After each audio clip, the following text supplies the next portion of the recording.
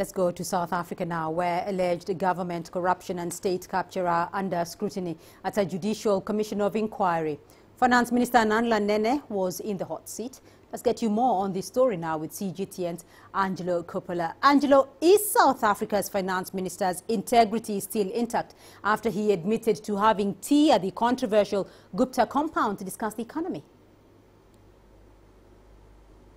Well, look, the jury's still out on this one because during the course of today, one of the local television channels has been airing an interview that was done with the finance minister where he denied ever meeting in private the Gupta family. The fact is, Nene's hand was actually forced by a campaign driven by the opposition EFF party. They called on Nene's resignation just yesterday if he didn't come clean on the meetings with at least one of the Gupta brothers, and that was AJ. He admitted to at least 4 meetings with that brother, and he was pushed by the commission evidence leader, Pretorius, on why he had the last 2 meetings when he knew that there was a National Treasury investigation into the family concerning that Istina dairy farm scandal that saw some $20 million siphoned out of the farm and some of that cash landing up in several Gupta-related accounts. Nene's answer was unconvincing according to people I spoke to.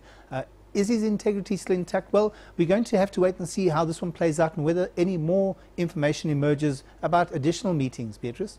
Well, there were also some revelations, though, on the build-up to his axing from cabinet, including the failed nuclear deal with Russia. Bring us up to speed with that. Well, look, there were 2 areas that Nene believes led to his axing.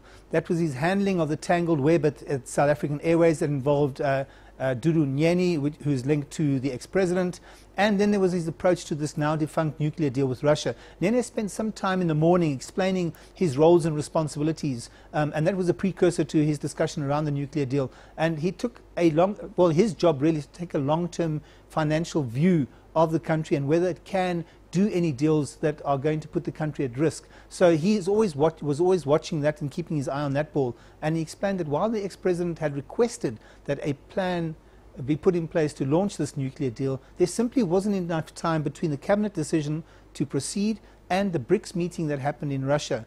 He was essentially ambushed by the then energy minister in Russia to sign off on a 1-page letter which would kickstart that program. He refused to do that twice. And that was despite huge amounts of pressure from Minister Jomart Peterson at the time and President Zuma. He also says that he stood his ground, which meant that Zuma walked away from that initial meeting very unhappy.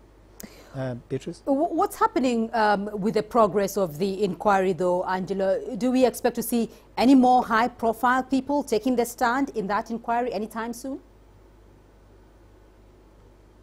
Well, we are. In fact, we heard today confirmation that Pravin Gordhan, who was then finance minister, who's now currently the public enterprises minister, will be appearing on the 10th of October. He'll be followed by Barbara Hogan, who will be on the stand in her role as public enterprises minister during that phase of the state capture. There's also ex-President Zuma's son, Dudu Zane. He initially requested the right to cross-examine witnesses who had implicated him. Specifically, there we're talking about the ex-deputy finance minister, Msebisi Jonas. Other than that, no other names have emerged, although the Deputy Chief Justice Zondo did call on all government ministers, deputy ministers and government officials to come forward if they know anything at all about state capture, but so far no takers. There was one off-the-wall suggestion that came from the opposition DA who suggested that perhaps President Zuma should take the lead and make himself available for the commission because, of course, he was around during this entire process. Beatrice? Right, Angelo Coppola for us there in Johannesburg. Thank you.